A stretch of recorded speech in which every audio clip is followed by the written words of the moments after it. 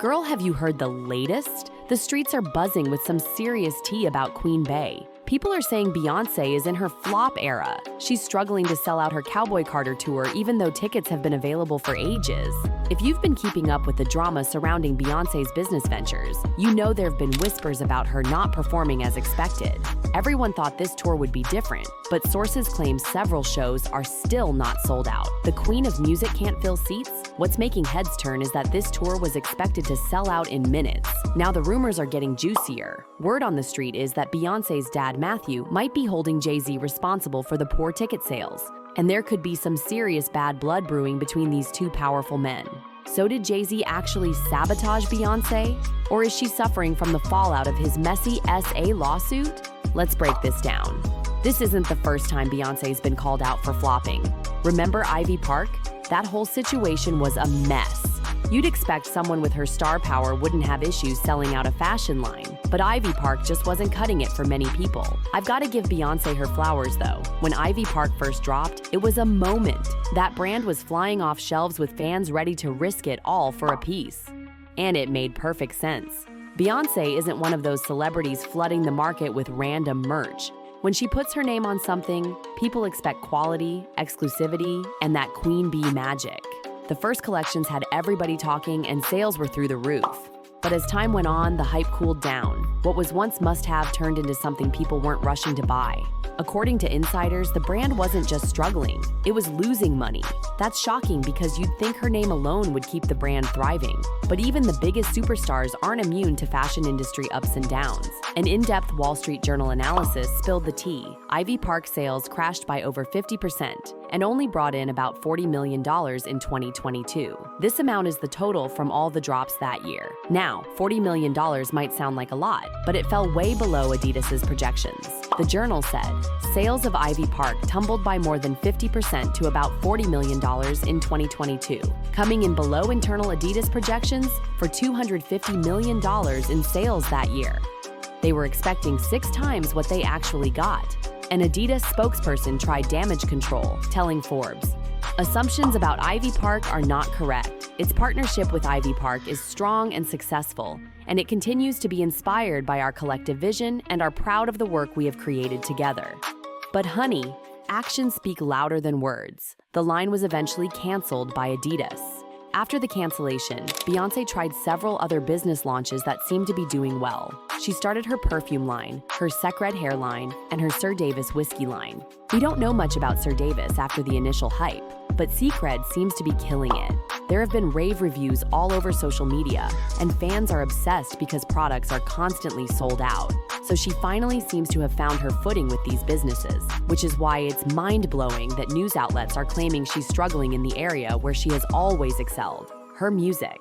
She announced the Cowboy Carter Tour weeks ago, and reports say shows are not selling out as expected. The only shows that have sold out are the 3 in Paris, and her LA shows are still struggling. Multiple fans have called her out for those insane ticket prices, some going as high as $5,000, and those aren't even VIP tickets.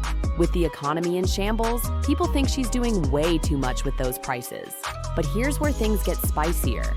There are speculations that the high ticket prices aren't the only reason she isn't selling out. Some people think the scandal surrounding Jay-Z might have something to do with it.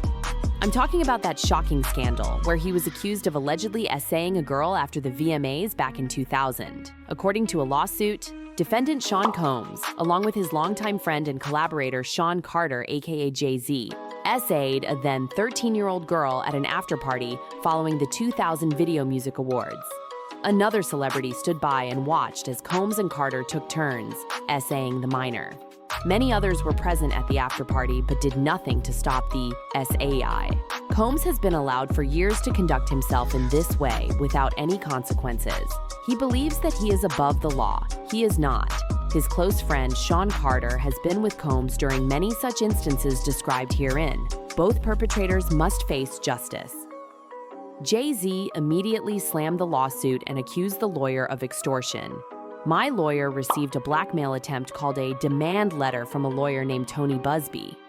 What he calculated was the nature of these allegations, and the public scrutiny would make me want to settle. No, sir, it had the opposite effect. It made me want to expose you for the fraud you are in a very public fashion. So no, I would not give you one red penny.